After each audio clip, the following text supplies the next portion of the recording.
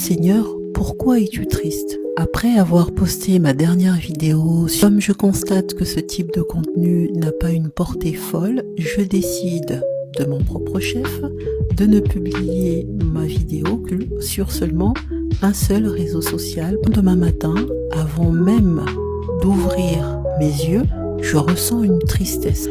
Mais après une rapide analyse de mon état d'esprit, je me rends compte que cette tristesse ne vient pas de moi. Ne savez-vous pas que votre corps est le temple du Saint-Esprit qui est en vous? Étant donné que mon corps est le temple du Saint-Esprit, donc c'est la demeure du Saint-Esprit, donc il habite dans cette demeure, il habite dans ce corps. Ça veut dire qu'on est deux. Si c'est pas moi qui suis triste, donc il y a bien quelqu'un d'autre qui est triste. Alors je pose naturellement la question: Seigneur, pourquoi es-tu triste? J'ai un silence. Je repose la question: Seigneur, pourquoi es-tu triste? J'entends à mon cœur très clairement: je veux que tu publies tes posts dans l'ensemble de tes réseaux sociaux.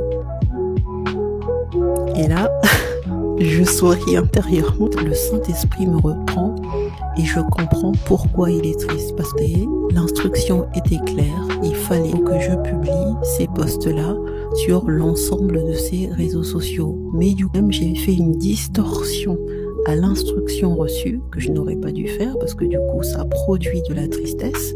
Heureusement que, comme je le disais dans le dernier post, prier pour être sensible à la voix du Saint-Esprit, comme quoi le Seigneur est très exigeant et très précis dans ce qu'il te demande de faire.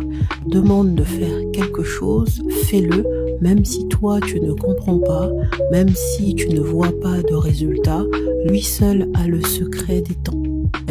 Quelle que soit la portée, qu'elle soit petite ou grande, soit bien sûr lui avoir demandé pardon parce que c'est une forme de désobéissance, et de faire quoi que ce soit, j'ai publié partout où il le fallait, et à ma grande surprise, sur un des réseaux, ça a pris en fait, et j'ai eu plusieurs abonnés. Merci beaucoup à tous ceux qui se sont ajoutés. Soyez bénis, encouragés, et que chaque témoignage que je peux vous apporter vous soutienne dans vos œuvres, dans les projets que le Seigneur a mis sur votre cœur. Il a le secret des temps.